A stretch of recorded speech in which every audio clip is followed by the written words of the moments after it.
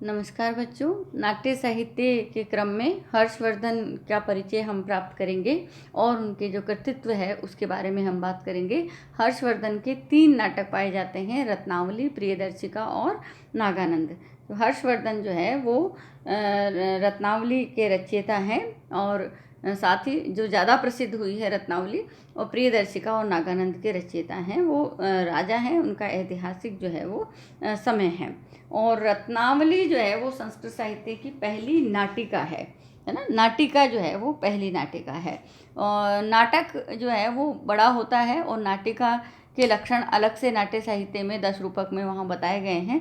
तो ये जो है संस्कृत साहित्य की पहली नाटिका के रूप में मानी जाती है। बच्चों, इस प्रकार के जो प्रश्न हैं वो एक तरीके से संस्कृत के सामान्य ज्ञान के प्रश्न होते हैं। यदि कहा जाए कि संस्कृत साहित्य की पहली नाटिका कौन सी है तो वो है रत्नावली।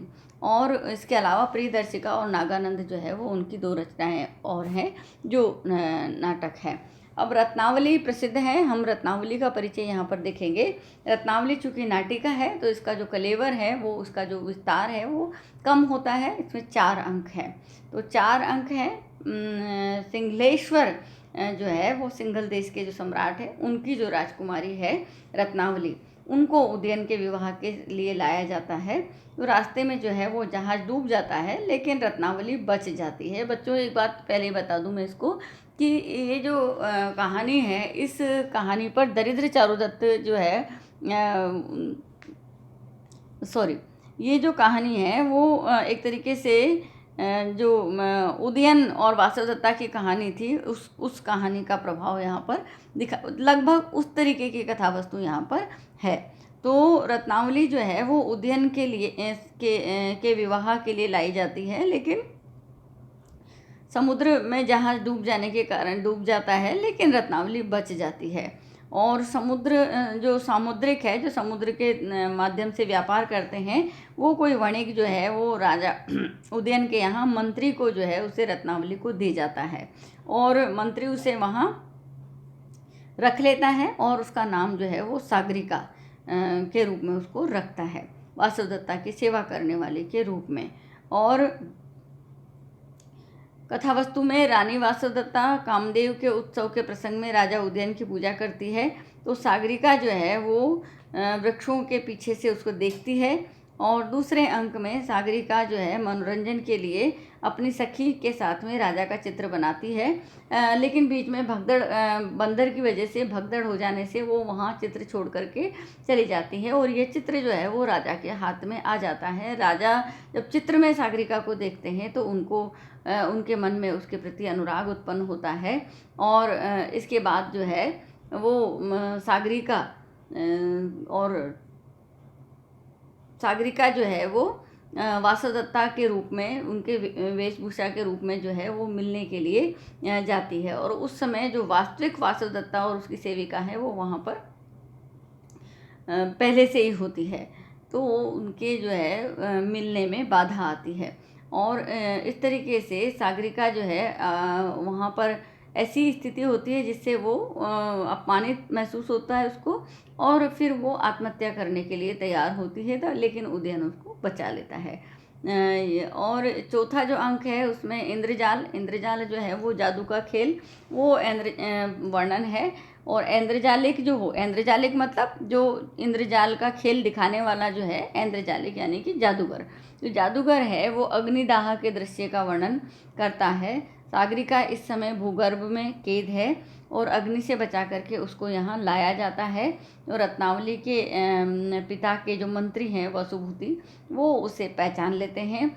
और वासवदत्ता को जब पता लगता है कि सागरिका जो है वो सिंघलेश्वर सम्राट की राजकुमारी है, और तो जो है वो उनका उदयन के साथ विवाह करवा देती है। इस प्रकार से 4 नाटकों में उदयन और सागरिका, जो कि रत्नावली है वस्तुतः, उनका मिलन यहाँ होता है। इसलिए नायिका के नाम पर इस नाटिका का नाम रखा गया है रत्नावली।